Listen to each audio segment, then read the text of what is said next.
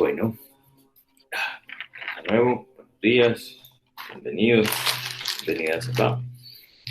Eh, Hoy nos convoca el capítulo número 13, ¿cierto? Que suelen llamar como el campo y el conocedor del campo, que suelen llamar como el espíritu y la naturaleza, Kshetra y Kshetragna. Y bueno, como que se tiene ahorita con este capítulo como la posibilidad de profundizar sobre algo que se habló allá en el capítulo 2, ¿cierto? Cuando explicaban algo sobre el Samkhya, y acá se aborda, pues ante una de estas preguntas que hace Arjun, eh, Krishna le comenta, digamos, que todo ese contenido de qué es el campo, ¿cierto? Que acá en este sentido como que lo relacionan con el cuerpo, pero también lo relacionan como con la naturaleza, ¿cierto? Como a una escala pequeña, ¿cierto? Una escala microcósmica es el cuerpo, y a una escala macrocósmica es toda la naturaleza, lo que se denomina como el Prakriti, ¿cierto? La creación. Y el conocedor del campo, ¿cierto? Aquel que puede atestiguar el campo, que puede atestiguar el cuerpo y que puede atestiguar la naturaleza, eso es lo que suele llamarse como el espíritu, ¿cierto? La conciencia. Y pues acá se llama el observador del campo o el conocedor del campo. Y en medio pues de explicar como que las diferencias entre lo uno y lo otro, que puede que sea lo que hablemos ahorita, también se presenta, bueno, lo que dice Don Krishna es como el conocimiento que debe ser, o sea, el conocimiento importante, ¿cierto? El conocimiento que se desarrolla, o aquel que desarrolla el conocimiento de diferenciar entre el campo y el conocedor del campo, pues ese es el conocimiento que lo lleva a la liberación, es como una forma de presentarlo. Mm, y pues hablando de ese, pues, digamos, de esas personas que alcanzan ese conocimiento, que desarrollan esa sabiduría para diferenciar entre el campo y el conocedor del campo, pues se presentan como que ciertos atributos de la persona sabia, ¿cierto? De esa persona que ha desarrollado esa sabiduría. Y pues, digamos que si lo comparamos con lo que hemos visto en los otros capítulos, se puede asemejar a algunas de las características de las que hablábamos como cuando, de aquel que es devoto, ¿cierto? Y se pueden asemejar a las características cuando se describía como, bueno, ¿quién es un yogi? Como para considerar, a ver, cómo vemos esas características de nuevo, como en este tercer repaso, qué tanto pues, son útiles o no, o qué tanto son un obstáculo, ¿no? Sería como la posibilidad de hablar de ello. Y también estaría, pues, como que la opción pues, de hablar sobre estos, ¿cierto? Como qué es lo que es más allá de lo que se transforma, ¿cierto? Como que se utiliza pues un momento para describir aquello que es Prakriti, ¿cierto? Aquello que es el campo, aquello que es el cuerpo, qué características tiene, qué lo conforma. Y también como para identificar qué es aquello que no es el campo, qué es aquello que es el conocedor del campo, ¿cierto? Qué es aquello que es el espíritu, cómo identificarlo. Así que bueno, como que presentándoles un poco esa introducción, pues saben cómo funcionamos, comiencen a ver qué reflexiones les quedaron. Ahora estos capítulos son un poco, puede que sean como con conceptos más enredados, pero puede que todo lo que hayamos visto antes, como que haga que esto sea un poquitico más digerible. Así que bueno, pues quedamos en manos de ustedes, a ver quién se anima a compartir, a preguntar, a hablar sobre algo que sientan que es pertinente para compartir con el grupo. Con confianza.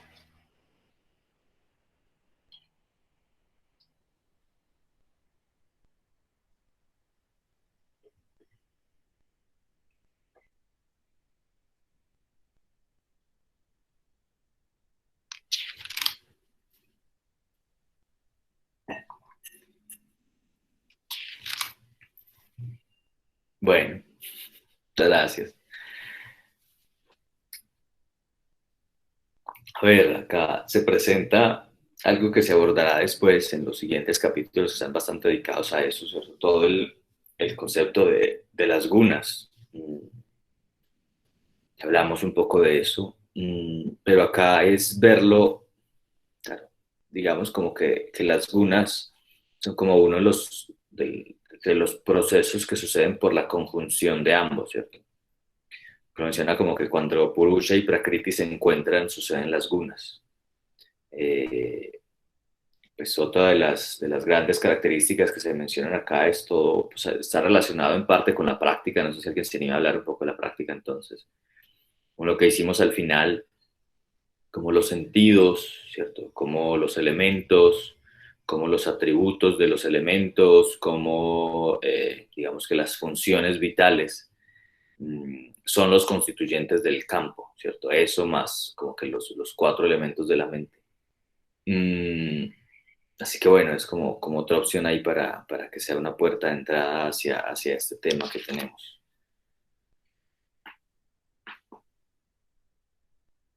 Y también se hace como un repaso, bueno, que hay un camino de la meditación, que hay un camino de la sabiduría, que hay un camino de la acción, que pues a quienes eso no les es suficiente, pues solo como con pues, dedicarse a escuchar con cariño pues a alguien que le ayude a disipar sus sombras, pues puede que sea como una buena puerta de entrada, como para recapitular ello. Elisa, gracias por animarse y no dejarme acá solo hablando. Bueno, a mí me llamó mucho la atención, pues como algo muy específico que decía de las características del sabio, pues como la parte en que hablaba como de, porque digamos que hay muchas que de alguna manera pues hemos ya abordado, pero me pareció pues muy interesante que haga énfasis es como muy específico en eso de como el desapego de la identificación de su ser con los otros seres pues como con los que convive, pues como con la familia, con los hijos, con el cónyuge, pues como que de alguna manera hacer ese recordatorio de que no somos ellos y que pues sí, como esa como no identificarnos y no querer, como que el sabio no quiere, o así lo entendí yo, el sabio no quiere como manipular la vida de los otros, pues como que incluso ellos están ahí, pero no quiere manipular la vida del otro. Pues, o así lo entendí, pero no estoy segura, pues sí se refiere pues como a eso. Y también me gustaría como hacer más énfasis en algo que decía del espíritu, pues que decía que el espíritu pues como que no tenía principio ni fin, que era el fundamento de todo, y que en el espíritu de alguna manera pues como que no hay gunas, o sea, las gunas como que no tienen, pues no hay como un, sí, no hay gunas pues como en el espíritu, que está libre de ellas, pero que de alguna manera disfruta de ellas, pues como que sí hay un disfrute de lo que son las gunas, sin que las gunas lo afecten como tal, entonces sí me gustaría como hacer como, pues como entender un poquito mejor esa parte, pues porque no entiendo bien eso de que las gunas, o sea, cómo disfruta de las gunas, pues como que cuál es el disfrute de las gunas, como que esa parte no me queda pues como muy clara. Y ya eso era como lo que tenía por el momento. Gracias, gracias, Elisa. ¿A alguien se le detonó algo con esto que compartió Eli? Que quiera como compartir, complementar, o alguien que tenga más ideas, preguntas, comentarios.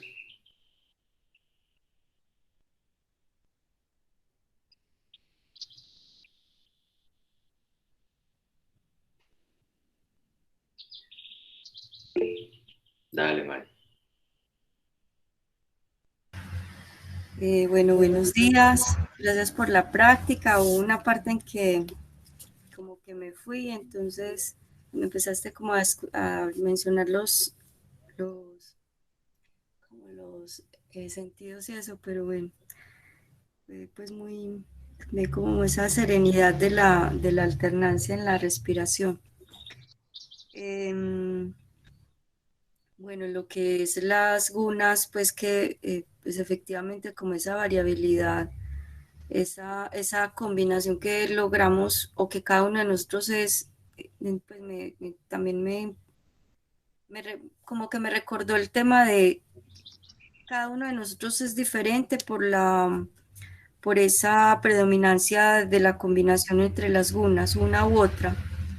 Entonces por allá pues en otro texto pues era como la serenidad, o somos serenos, o somos activos, o somos perezosos. Uno de los tres es como predominante, ¿cierto? Entonces pues se acerca más como a la sabiduría, la serenidad, siendo cada una de las tres pues valiosa y necesaria, como lo hemos dicho pues antes. Me gustó mucho pues como la parte, bueno, vuelve y menciona un montón de yogas, el Dhyana Yoga que es el de la meditación, el Jnana Yoga que es el de la sabiduría, el Karma Yoga que es el yoga de la acción, y pues menciona también el Bhakti Yoga como el acercamiento devocional hacia esa conexión o el entender como el todo, ¿cierto? Y ya lograr la liberación. Y también esa devoción al gurú, como mencionaste ahorita, todas ellas como caminos válidos desde esa misma combinación única que somos cada uno y que pues aplicará dependiendo de cómo es nuestro camino. Hice como una divisioncita como de lo que era el campo y lo que era pues como el espíritu. Entonces el uno era el campo, el otro es el conocedor, el uno es materia, el otro es espíritu. Cada uno pues como en esa misma enfoque. A lo que es la materia lo afecta el karma bueno y malo, a lo que es espíritu no tiene principio ni fin. La materia muere, cambia, se transforma, el espíritu no muere. Y me pareció muy bonito también como que hay una parte pues que desde otro texto, el espíritu, el conocedor, lo que no muere, quien logra ver esto, el vidente, ve en toda la unidad. Y el que no, el que todavía está en esa percepción de separación como estamos todos, entonces eso genera y permite que haya daño entre unos y otros, porque no se ve la unidad. Entonces ahí como que me asocié un poquito a lo que está pasando ahorita en el planeta, de qué manera ese sentido, ese no percibir la unidad y no percibir ese ser infinito que somos, o eso que nos, o sea, eso que nos une, no hay, donde no hay real separación, pues crea esa dualidad, esa ilusión de los bandos, donde cada uno toma un bando y cada bando pues tiene sus ideas y cada una de sus ideas es absolutamente válida, pero que al final pues simplemente son ideas y en realidad pues no hay separación.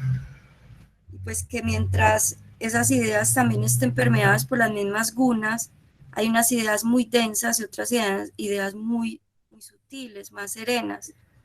Ideas densas como pensar que el tener dinero y dominar es lo mejor, o ideas más sutiles donde simplemente pensar que desde la posibilidad de vivir en comunidad y simplemente compartir es mejor. Entonces, bueno, estamos sujetos a lo que es el efecto de las gunas, a lo que es pues lo que es la manifestación del Prakriti, donde la esencia pues es Purusha. Pero ese Prakriti también, pues hace parte del Maya, nos da esa visión del mundo y esa visión de cada uno desde de su misma particularidad dada desde ese impacto de las gunas. Entonces, unos súper densos, porque esa densidad también ha generado tanta inestabilidad y tanto daño y tanta tristeza, tanto dolor en unos con esa densidad que son capaces de destruir tanto, y de ahí también otros como con esa densidad, esa asociación, esa vibración hacia la densidad que lo sufren. Pues por algo hay almas que están metidas en la franja de Gaza, otras almas que están metidas en otros contextos que no son tan dolorosos, pues digamos nosotros estamos en un punto donde sinceramente estamos en una vibración en este maya que no es tan fuerte, hay otros que sufren demasiado. Entonces, bueno, no, mis reflexiones al respecto son como esas, como esa naturaleza se manifiesta. No había pues percibido lo de micro y macrocosmo, gracias Esteban por eso. Y, y cómo ese microcosmos en ese macrocosmos de Prakriti que es tan eternamente variable, pues nos da unas posibilidades o les da posibilidades a unos o a otros no experimentar. Eso fue como lo que me llegó. Gracias, Mario. Bien, ¿alguien más se le detonó algo por ahí que nos quiera como compartir? Dale, Caro. Sí, yo también conecté mucho con eso que mencionó Mari, pues como con la realidad que estamos viviendo. En mi versión de Unchita dice así, la ilusión de la separación causa todos los males perpetrados por la humanidad. Eso me quedó ahí como resonando un montón y como tratando de dimensionarlo, como que hay veces intento llevar las cosas que conversamos acá como a la afuera y a imaginarme cómo sería si, por ejemplo, pudiéramos estar de verdad todos en unión y si de verdad, pues, como que funcionaría así de maravilloso. Eh, no sé, este ejercicio nunca termino como en nada, pero bueno. También, pues como quería traer a colación una parte que me pareció súper linda del observador, pues como siempre me ha cuestionado como eso de quién es el que observa, al observar, que fue pues un poco el ejercicio que nos pudiste hacer en la práctica, ¿cierto? Dice el observador, este ser supremo es también llamado el observador, que arbitra el juego de la vida. La autoridad, o sea, como que todas las cosas que es el observador arbitra el juego de la vida, la autoridad que aprueba lo que sucede, el sustentador que contribuye a que suceda, el dichoso que disfruta del juego pero sabe que lo es y sobre todo el amo que domina por completo todos los acontecimientos sin ser afectado por ninguno. Como que me pareció que es como el resumen perfecto de pues como de la aspiración a volverse el observador. Y pues sí, quería como traer a colación, pues como lo que nos mencionaste, pues que nos preguntaste que de pronto algo sobre la práctica, que me pareció muy bacano el ejercicio de ir pasando como por esos componentes del Prakriti, pues como percibir a través como de los sentidos, luego intentar sentirnos como en la áncara, intentar percibir como el ego, pues como esa separación y observarnos desde arriba, pues así lo experimenté más o menos. Eh, Cuando nos hablaste como del momento de hacer esa discriminación y bueno, pues como todo eso intentando llevarnos un paso más allá me pareció muy interesante, muchas gracias y pues como por ahora eso era lo que iba a compartir. Gracias, Carol.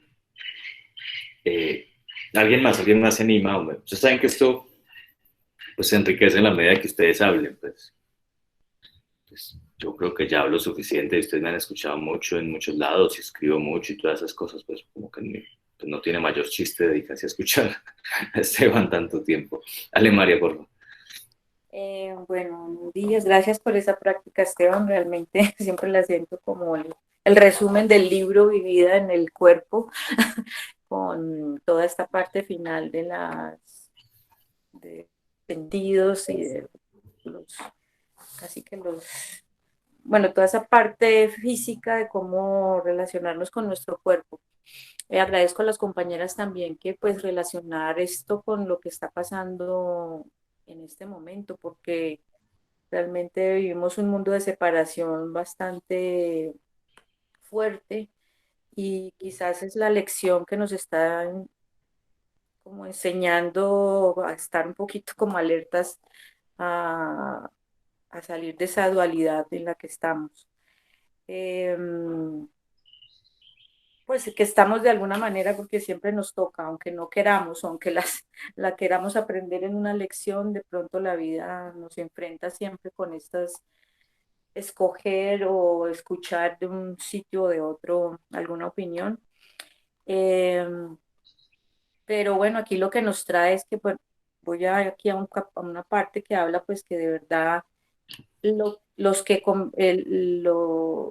la acción siempre será realizada por el cuerpo, dice aquí, que es Prakriti la que actúa, no Purusha. Siempre el espíritu nunca es el hacedor, es el cuerpo el que hace. Entonces, nosotros en nuestro campo, en nuestro cuerpo, tenemos ese poder de decidir qué hacemos o qué no hacemos, pero entendiendo siempre que somos esa unidad, que detrás de nosotros el verdadero cero, la verdadera conciencia es lo que debe unir, o sea, lo que nos hace a todos humanos. Entonces, volver a buscar lo que hay de humanidad en todos nosotros e intentar abrir el camino a que otras personas entiendan esa humanidad. Yo no sé cómo es el camino, pero sé que cada persona que encontremos con esa duda o con ese alboroto en su mente, debemos llevarla a buscar esa humanidad y esa unión. Bueno, ese era mi comentario. Gracias, María. Bien, alguien si se anima, pues dale el libro. Hola, muy buenos días. Bueno, me quedó resonando mucho en este capítulo como esa relación de el cuerpo y el alma. Y ayer estuve leyendo un libro de Miguel Ruiz y hay una partecita que quiero compartirles que tiene con mucha relación, o yo le encontré mucha relación con esto. Y dice, eres vida que atraviesa tu cuerpo, que atraviesa tu mente, que atraviesa tu alma. Y una vez que descubres eso, no con la lógica, no con el intelecto, sino porque la sientes, descubres que eres la fuerza que hace que se abra y se cierren las flores, que hace que el colibrí vuele de una flor a otra, que estás en cada árbol, en cada animal, en cada vegetal y en cada roca. Eres esa fuerza que mueve el viento y que respira a través de tu cuerpo. Todo el universo es un ser viviente movido por esa fuerza y eso es lo que tú eres. Eres vida. Y esa partecita le encontré mucha relación con la práctica, sobre todo con la última parte de la práctica, que es a través de nuestro cuerpo que experimentamos esa vida que somos y esa alma que somos. Porque de pronto cuando leí el capítulo, en alguna parte como que me llegó una imagen como si fuéramos, como si el cuerpo fuera como un títere, como esa inercia del cuerpo en relación al alma. Entonces o sea, me llegó como esa imagen, como que el cuerpo es un títere, simplemente es movido por otras fuerzas, ¿cierto? Pero también al leer esa partecita que les acabé de leer, es entender que el cuerpo es un instrumento que nos permite vivenciar esa alma que somos y esa parte de algo más grande que somos. Bueno, Gracias, les quería compartir. Gracias. Bien, dale, Iván.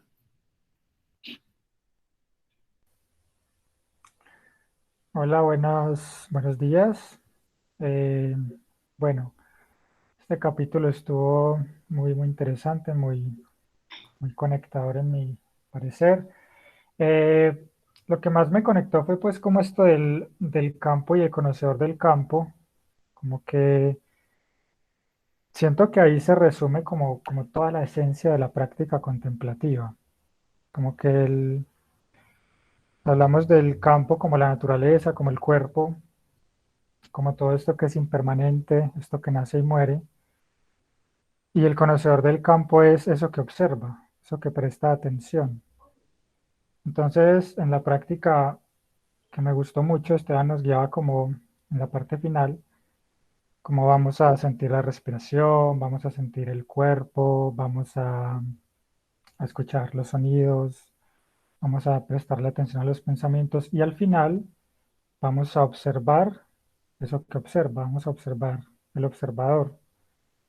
Vamos a estar en lo inmutable, creo que fue la palabra que usaste, Esteban.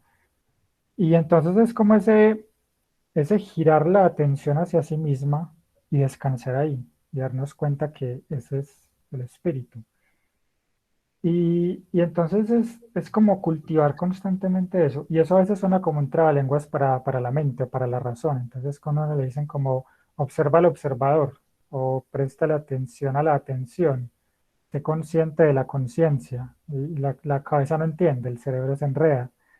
¿Cómo así? ¿Cómo hago? ¿Y qué? ¿Y cómo? ¿Y dónde? Y entonces no es por la razón, es más como un giro intuitivo y descansar ahí. Y no es ni siquiera como tratar de llegar al observador, sino darnos cuenta que somos el observador. Es como cultivar esa conciencia de que ya somos eso que observa.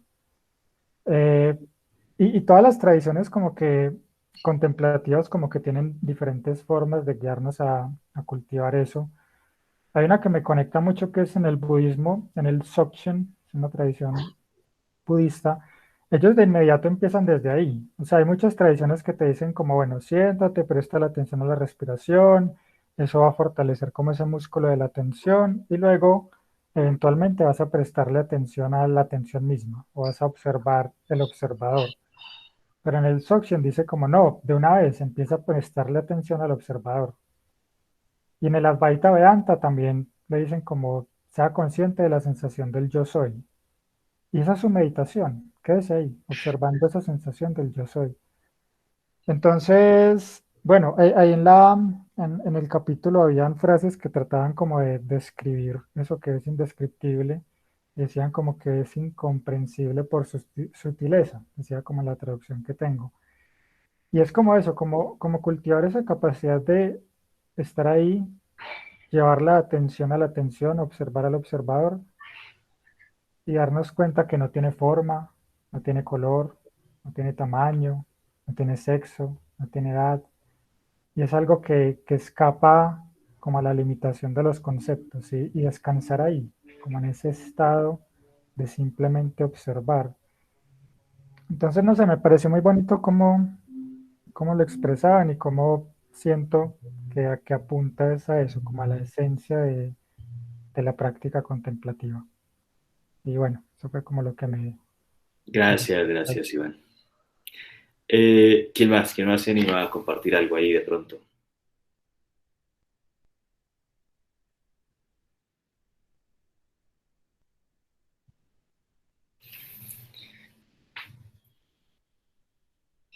Hay, hay una pregunta como que quiero hacerles a todos. Quisiera como que cada uno encontrara una forma de responderla. Y es, ¿a qué sirve entender la diferencia entre el campo y el conocedor del campo?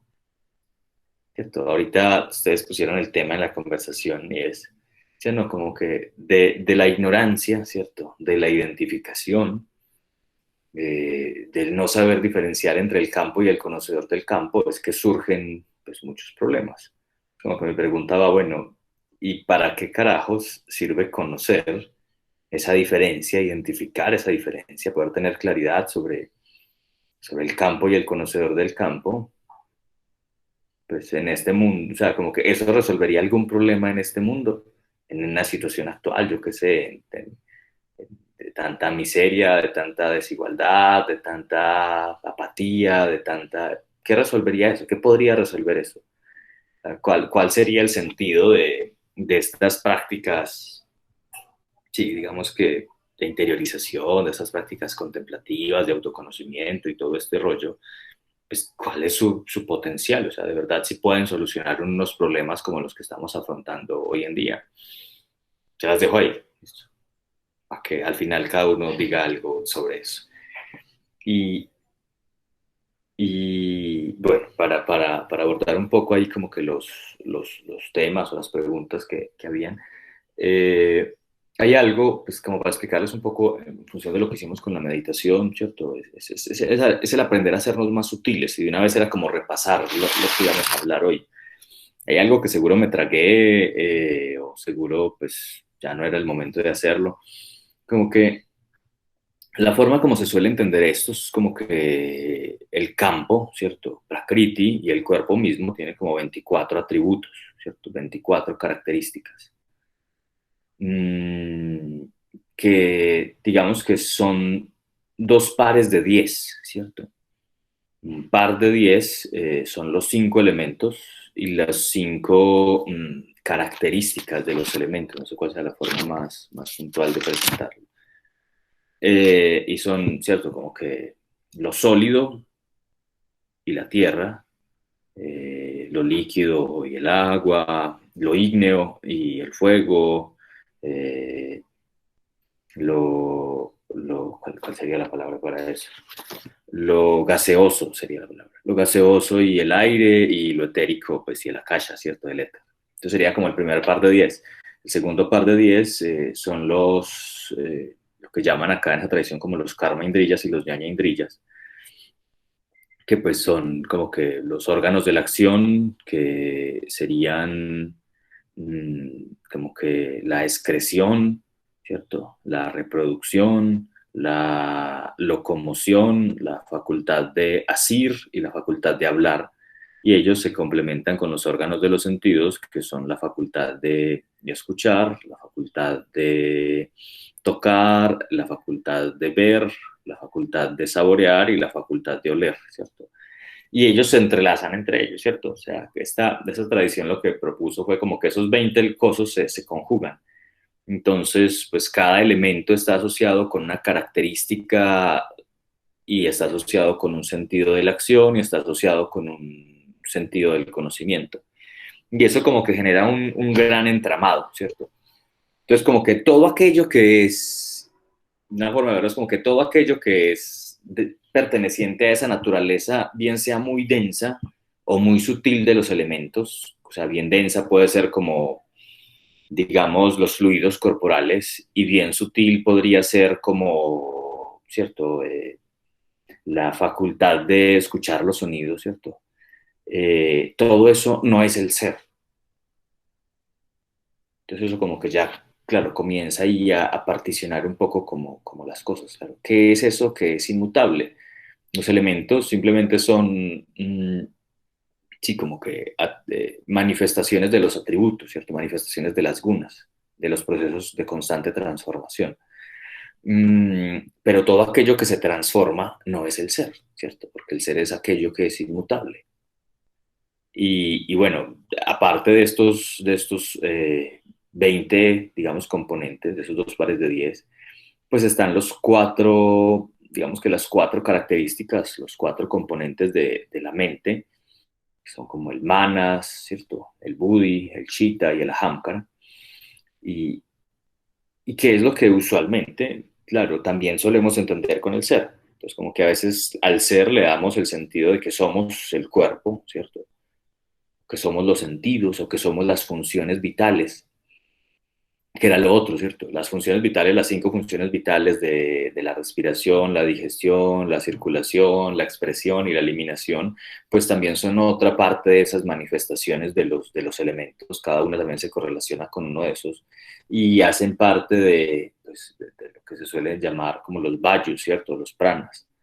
Pero bueno, el rollo con eso es que pues, no somos ni, o sea, o dentro de esta concepción se dice como que, bueno, no somos ni la estructura densa, no somos ni la estructura sutil que le da función, no somos ni la facultad de hacer ni de percibir, pero tampoco somos ni el mana, ¿cierto? Ni esa mente que coordina los sentidos, ni tampoco somos el buddhi, esa facultad de discernir, de reflexionar, de diferenciar, ni tampoco somos como la capacidad de asociar, ¿cierto? Del chitta, ni tampoco somos pues el sentido de identificación o el yo que construimos.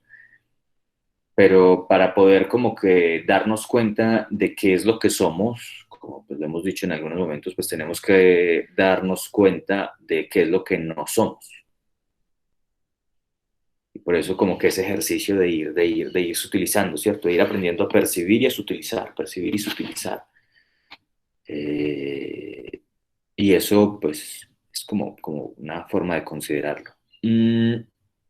Hay adicionalmente pues a esto, como en función a la pregunta que hacía Elisa al principio, el asunto con las gunas, ¿cierto? De hecho, la mayoría de los capítulos que siguen, salvo el último, pues se dedican a abordar las gunas desde diferentes concepciones, naturalezas y esto, pero hay algo bien bonito, porque porque la forma como presentan al espíritu acá es como aquello que, ¿cierto?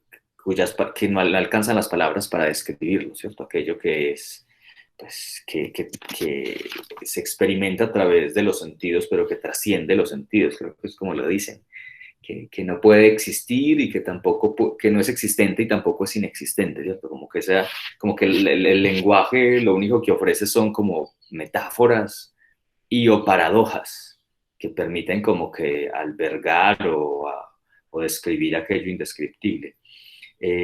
Pero pasa algo y es que dentro de nuestra propia ilimitada concepción, pues le hemos dado al espíritu ciertas características, ¿cierto? Dentro de pues, esas tradiciones, digamos que provenientes del Himalaya y estas cosas, se habla de Sat, Chit y Ananda, ¿cierto? Hemos hablado un poco de eso. Son como Sat, existencia, Chit y conciencia, y Ananda como deleite o disfrute, o dicha o bienaventuranza. Bueno, qué palabra tan rara para traducir. Tiene demasiadas. Entonces, el rollo con esto es que el Sat, Chit y Ananda no son más, miren esto, como que nuestra forma desde las gunas de percibir aquello que está más allá de las gunas, ¿cierto? El espíritu, el conocedor del campo, el Kshetrajna, como se llama acá, está por encima, ¿cierto? O sea, no es afectado por las gunas, pero nuestra percepción sobre él sí. Entonces, por eso le atribuimos a ese espíritu ciertas características, que no son más que una tamásica, una rayásica y una sádvica. Sat, Chit y Ananda. Y eso, pues, como que nos lleva, es como decir, nosotros estamos de acá para abajo, voy a poner como un ejemplo, como que de acá para abajo hay un cristal, ¿cierto? Un cristal. Y ese cristal filtra todo con los tres colores básicos, ¿cierto? Con las tres gunas. Pero nosotros, pues, vemos como para arriba y lo que vemos es que vemos a través de ese cristal y simplemente utilizamos ese filtro como se manifiestan las gunas y a través de ese filtro observamos al espíritu. Eso nos ha llevado como a creer que el espíritu es Satchidananda, ay, ya tenemos la respuesta a todas las preguntas. No, eso simplemente es una percepción de acuerdo a las propias gunas. Y el gran ideal o la gran propuesta de esto es no quedarnos, pues sí, atados a ellas. Así que bueno, creo que eso de pronto puede aclarar lo que preguntaba como que Eli al principio. Hay algo con la palabra del cierto Kshetra, pues lo utilizan como campo, y el campo tiene como que varios sentidos o varias acepciones. Una de ellas es que es el campo del que hemos estado hablando desde que empezamos el texto, ¿cierto? Que es el campo de batalla, en donde se libra ese combate entre las facultades discernidoras y las facultades oscurecedoras o ocultadoras. Y bueno, es importante, podría ser importante conocer el campo, pero también el campo, pues otra forma de entenderlo es que el campo es donde se siembra, ¿cierto? Y el campo es donde se siembran las acciones, y las acciones las sembramos, el karma, ¿cierto? Que son las acciones, las sembramos con nuestro cuerpo, las sembramos con nuestros sentidos, las sembramos con nuestros órganos de la acción.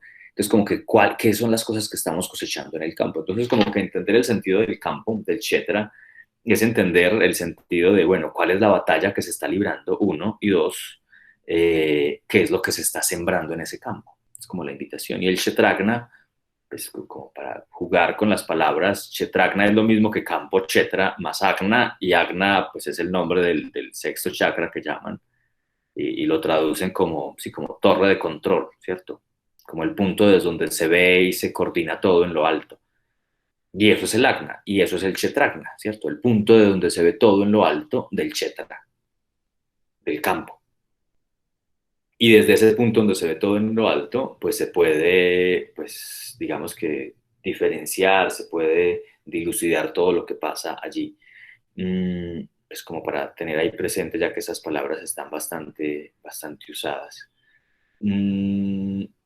Y respecto a lo que decían como del no identificarse, ¿cierto? Del no identificarse con el rol, con las familias, con el papel en la familia y todo eso, pues eso es como una forma de verlo, de presentarlo, pero también es una forma que ha sido bastante mal usada, porque la gente luego termina diciendo, no, pues sí, es que lo que hablamos un poquitico de eso, termina como que confundiendo el desapego con la desidia, ¿cierto? El desapego con, no, es que ya ya me desapegué del mundo, ¿cierto? Entonces dejé a mi esposa, dejé a mis hijos, dejé a mi trabajo, claro, ahí lo que está haciendo es generando un apego por negación, ¿cierto? Termina uno generando un apego al yo no tengo familia, al yo no tengo hijos, al yo no tengo trabajo, y termina pues, metiéndose como dos cuchilladas a la vez, en vez de librarse de eso. Y bueno, es como para hacer como esa advertencia sobre ello que pasa, y pues se ve bastante y termina generando bastante dolor. Bueno, todo esto simplemente fue para darles tiempo, para que pensaran en la pregunta que les hice.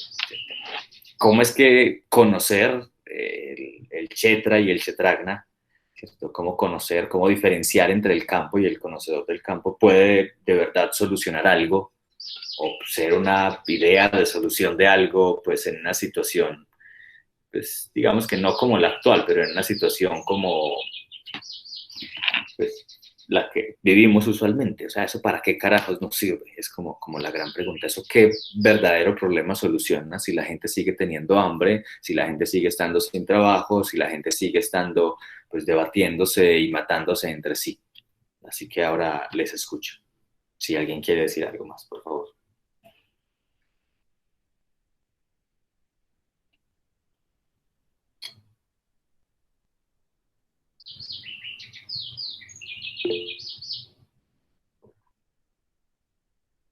Dale, Mariluz, y luego Carol, por favor.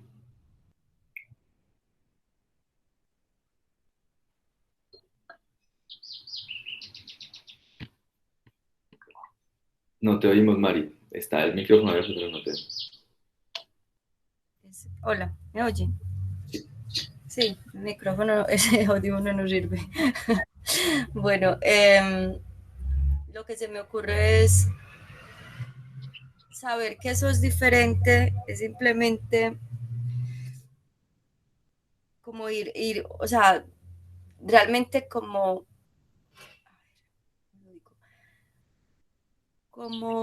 utilizar el discernimiento, o sea, utilizar lo que es el discernimiento para poder navegar sobre lo que nos pues estamos ahorita aquí experimentando como en lo que es en nuestra vida. Es cómo podemos saber, o sea, desde el saber eso, cómo podemos aportar. Es como cuando tú eres doctor y estás en una situación de vida o muerte con una persona, tienes que ser objetivo para poder maniobrar. Entonces lo que permite uno conocer esto es como lograr a través de mucha práctica, como hacer parte de esto desde un punto de vista muy objetivo, más desde el discernimiento que desde el mismo drama, más desde el entender cómo funciona todo para poder ayudar, no como parte del problema, sino como parte de la solución. Es como lo que se me ocurre. O sea, saber que existe Kshetra y Kshetragna es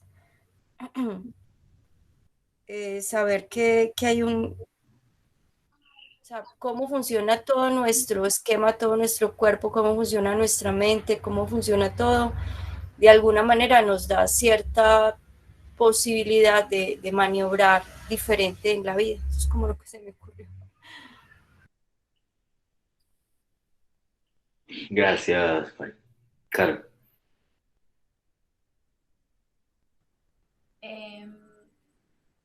Pues yo como lo vivo, o sea, para mí, o sea, para mí como estudiar esto que, pues, que estas filosofías del yoga y filosofías antiguas, es, yo trato como de no tomarlos como unas verdades últimas o como la última palabra. Y entonces sí, Prakriti es Prakriti, Purusha es Purusha y eso es una verdad absoluta, sino como que trato de tomar lo que eso me ayude a vivir más, como más tranquila. Y con esa frase que empieza este capítulo, cuando alguien conoce la verdadera índole del mundo material, termina sin dolor. Cuando comprende la verdadera índole del espíritu, adquiere buenaventuranza. O sea, a mí lo que me gusta de todo esto y lo que siento que me es útil y que pues a lo mejor en ese orden de ideas podría serle útil a otros seres, es como esa idea pues de que lo material o lo denso o eso con lo que me encuentro todos los días no es lo último ni lo que hay unas cosas más trascendentes que trascienden esto. Y entonces como que o me ayuda a mí a vivir, como a tomarme menos a pecho la vida, como a vivir, a llevarla con más libertad, como más en paz.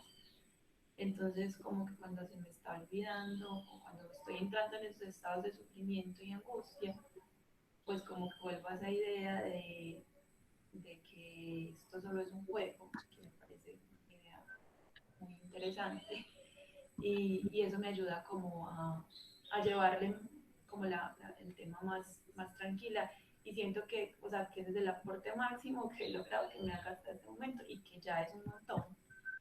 Que no sé si eso tenga sentido o no, o lo que sea, pues, pero por lo menos a mí me ayuda a vivir más tranquila y siento que eso es como el propósito que he estado, pues que busco hasta ahora me funciona. Pues yo no sé si me voy a iluminar, no sé si voy a encontrar en mí como un estado de devoción máximo finalmente, pues por lo menos en esta versión del Chita que yo tengo, otra vez todos los caminos que te llevan del Jivana al Jivan Mukti, que son los diferentes yogas, terminaban conduciendo al amor puro y a la devoción hacia Dios. Entonces como que otra vez volvemos a ese tema y vuelvo yo a ese tema que todavía no interiorizo, pero entonces más allá como de ese tema de la devoción está como el llevar la fiesta en paz y a mí eso me funciona.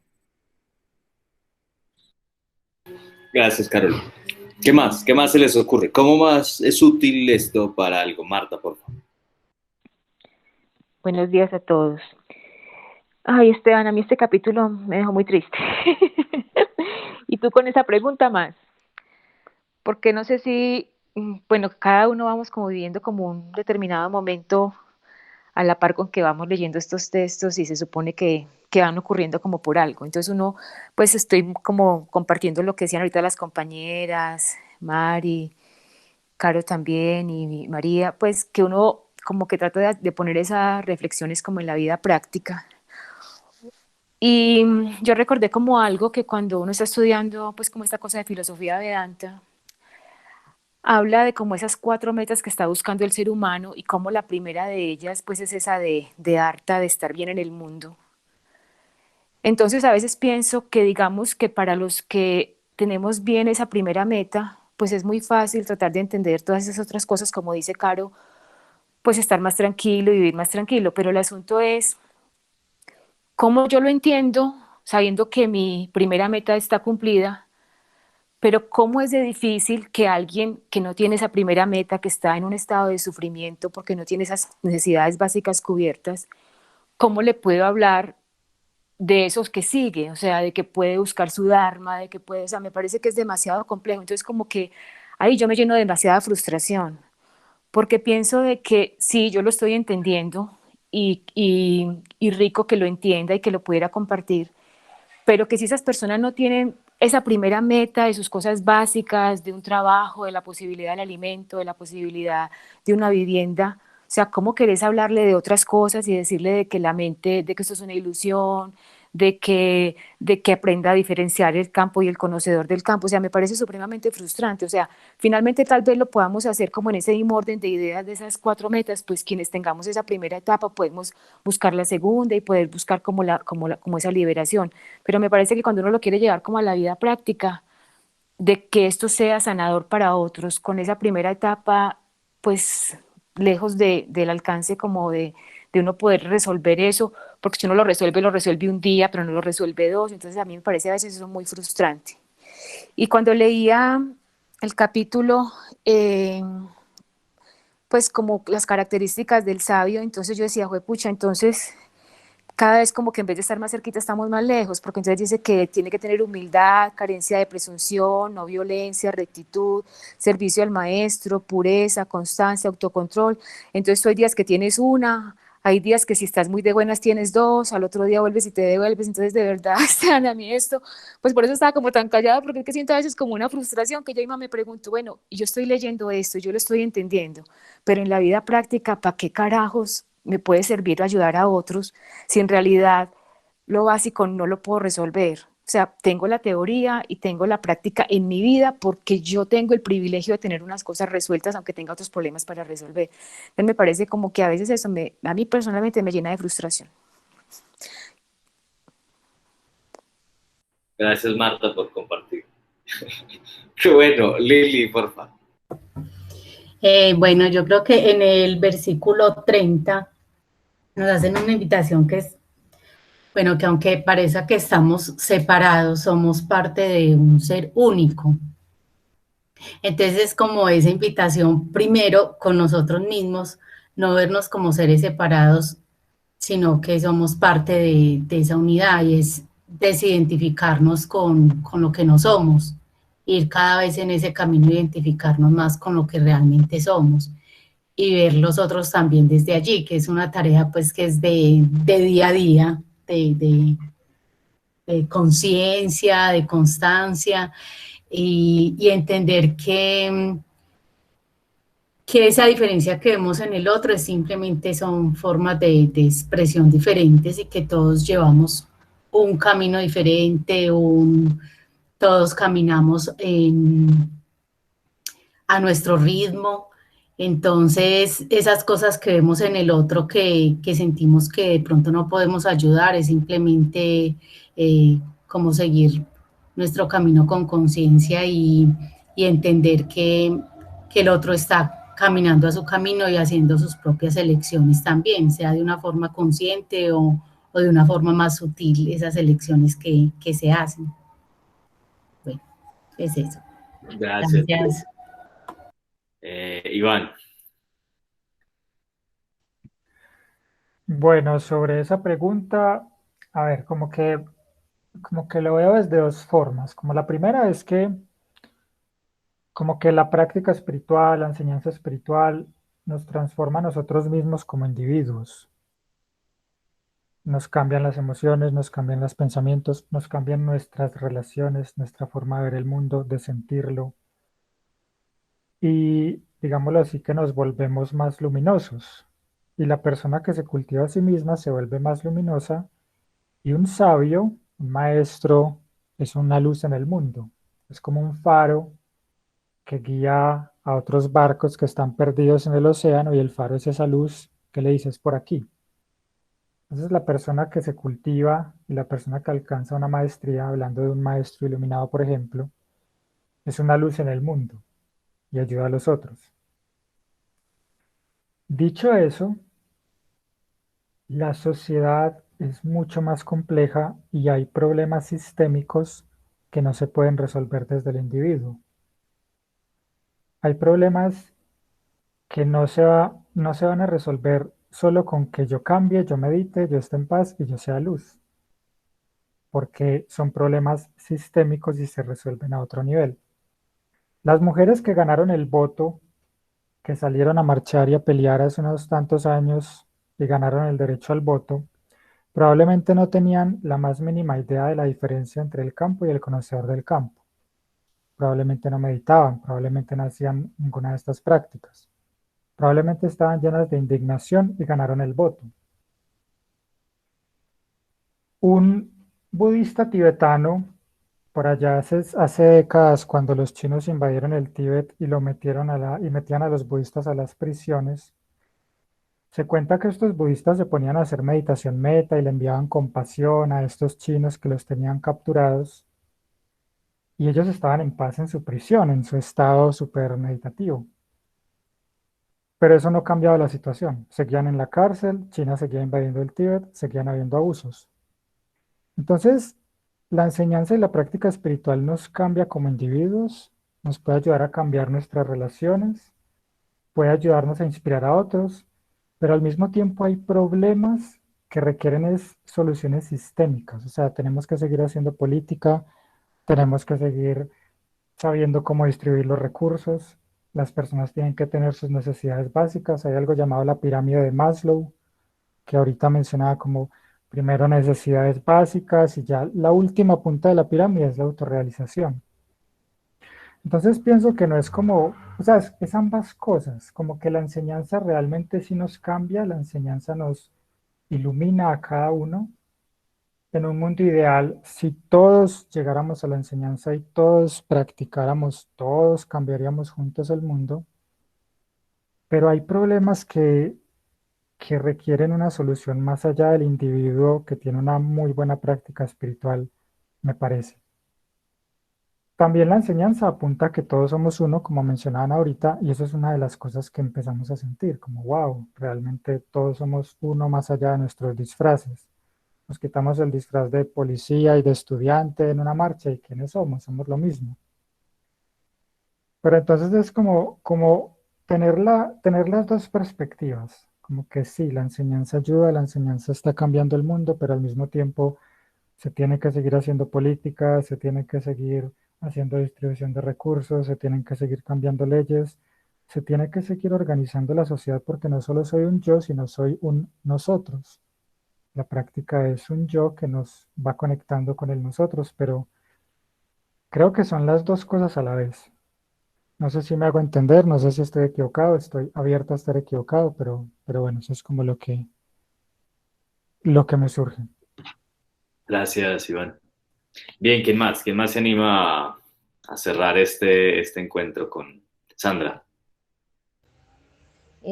Bueno, pues yo pienso que como que este capítulo ya empieza a incluir una cantidad como de terminología un poquito complicada. Para mí es un poquito como difícil pues empezar con todos estos conceptos que son un poquito extraños, pero frente a la pregunta que hiciste, Esteban, específicamente, la semana pasada, pues yo en algún momento me sentí como muy angustiada por una situación, pues como por un evento puntual, y en ese momento como que fui capaz de ejercer esa mente discernidora y decir como, bueno, lo que decía ahorita, creo que era Mari, como bueno, ¿cuál es el drama ahí? Pues no, definitivamente, si esa persona no se conecta, si no logramos establecer pues como bien la logística del evento, pues me toca a mí improvisar y ya. Deje el drama, Sandra, y deje la angustia, pues porque estaba que me comía las uñas ahí por una bobada. Pero entonces, en este momento ya pensando como, bueno, y más allá de eso, conocer esa diferencia, qué diferencia puede hacer en el mundo, pues realmente como con problemas críticos como los que estaban mencionando ahorita, pues todos los compañeros. Y yo pensaría que de pronto, no sé, una mamá o una persona que tenga influencia sobre otras, un líder, pues va a vivir muchos de esos momentos angustiantes y tensionantes y estresantes y le va a tocar tomar decisiones muy difíciles. Entonces, pues la idea es que en ese momento tenga esa capacidad discernidora y como que logre con un poquito de serenidad pues tomar una decisión que sea la mejor para todos. No sé, que la mamá no se enoje y pueda respirar y pueda contar hasta 10 y no pegarle al niño en ese momento, pues su pela y ser capaz de explicarle por qué no debe hacer eso. Bueno, no sé, se me ocurre a mí pues como dentro de... Pero igual me queda la angustia pues de saber que muchos de estos problemas, como decía Iván, pues son sistémicos y no, digamos que uno dice, no es mucho lo que uno puede aportar, pero pues realmente, no sé, está sumando un poquito, son granos de arena que están como el colibrí, ¿cierto? Yo estoy haciendo mi partecita y regando mi pedacito de bosque, se me ocurre.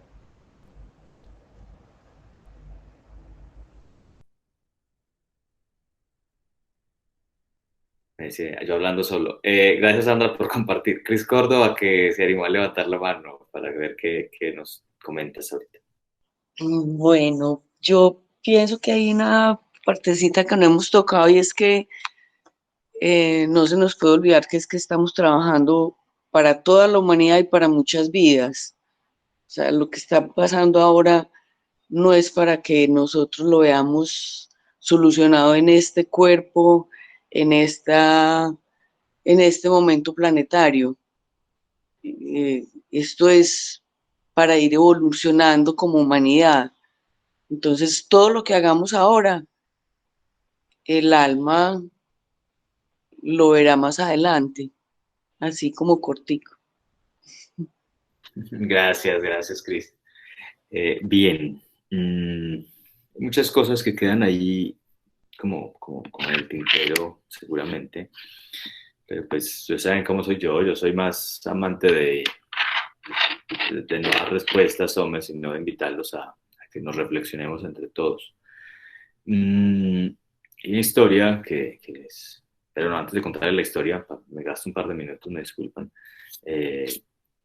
Marta habló de los purushartas, ¿cierto? De las 4 búsquedas humanas, que son Artha, Kama, Dharma y Moksha, ¿cierto? Es como tener lo suficiente, luego tener lo que me gusta, luego pues cumplir mi deber para con los otros y luego ahí sí como que aspirar a la liberación, que es como lo que se enseña dentro de esas tradiciones de la India. Iván mencionó la pirámide de Maslow, ¿cierto? Que digamos es una réplica de esa concepción, pero claro, ambas estructuras pues son muy útiles, pero ya están muy revaluadas también, sobre todo por los efectos que han tenido, ¿cierto? Y está como pues la invitación a pensar en eso, que a veces, ¿cierto? Como ese escalonamiento, esa forma como que piramidal de organización, pues ha terminado incrementando la jerarquización, ¿cierto? Y la desigualdad. Y pues nada, no funciona. O sea, digamos como que funciona idealmente, pero humanamente no es así. O sea, no nos comportamos de esa forma, como para tenerlo ahí presente. Pero es una buena forma de considerar sobre eso. Y para ello, como que la historia que les tenía es la historia de los mocos, ¿cierto? Y se las he contado por ahí. Pero es, claro, había una mamá que tenía un hijo que tenía muchos mocos. Sí, era un chiquitín, pues ahí, un bebecito. No sabía qué hacer con él. O sea, pues, ¿cómo hace? Pues yo le trato de sacar los moquitos, pero no se deja, le incomoda, le molesta, ¿cierto? Pero es lo mejor que yo debo hacer por esa persona, es ayudarle a sacarse los mocos, ¿cierto? No está respirando bien. Pero por más que intente hacerlo, por más que le cante, por más que siempre le va a molestar que le esté sacando los mocos. Claro, el rollo con esto, pues un amigo resolvió esa historia con un final muy interesante. Y él dijo, mire, es que uno no le puede sacar los mocos a nadie, ¿cierto? Como que sacarse los mocos es un asunto de cada quien. Uno lo máximo que puede hacer es darle indicaciones, ¿cierto? Ponerle un pañuelito, ponerle 100 pañuelitos para que esa persona, ese pequeño futuro humano, pues pueda tener la capacidad de decir, bueno, me voy a sacar los mocos, ¿cierto? Ayudarle, invitarlo, guiarlo, acompañarlo, pero no obligarlo a sacar los mocos.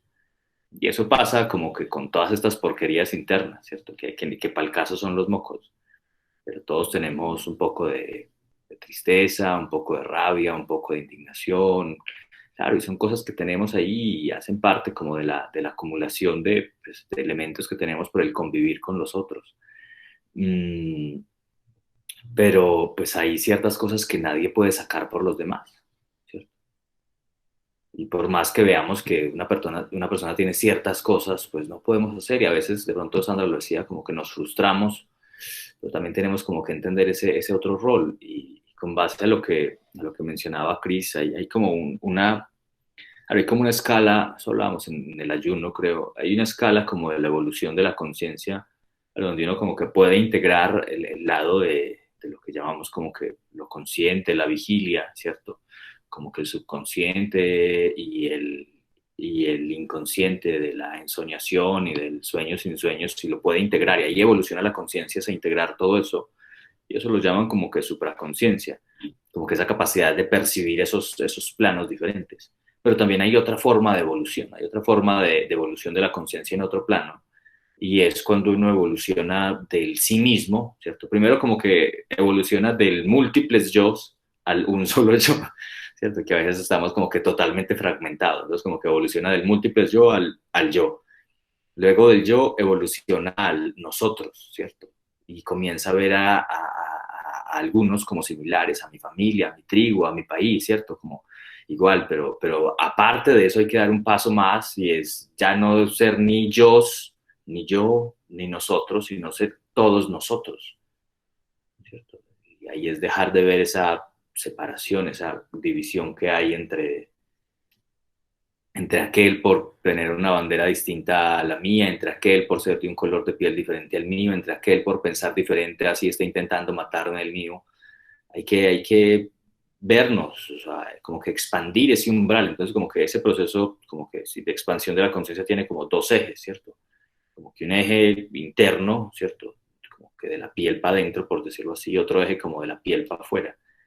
Y eso pues, nos marca el camino de la diferenciación entre el Chetla y el Chetagna. Y nos da como entender el cómo esto puede ser útil en esas dos esferas, ¿cierto? La esfera personal y en la esfera relacional, en la esfera vinculante con los otros. Así que bueno, gracias por contestar esa pregunta que pues, está interesante. Nos vemos la próxima semana, siguiente capítulo, y muchas gracias por ser parte de esto. Recuerden que esto funciona con aporte voluntario. Si quieren dar un aporte voluntario, siempre es bien recibido. Y recuerden que pues estamos montando todos los contenidos en la web para que tengan acceso. Y si alguien pues, quiera personar del resumen de este encuentro, también que levante la mano. Y nos vemos en la próxima semana. Una buena tarde para todos ustedes. Muchas gracias.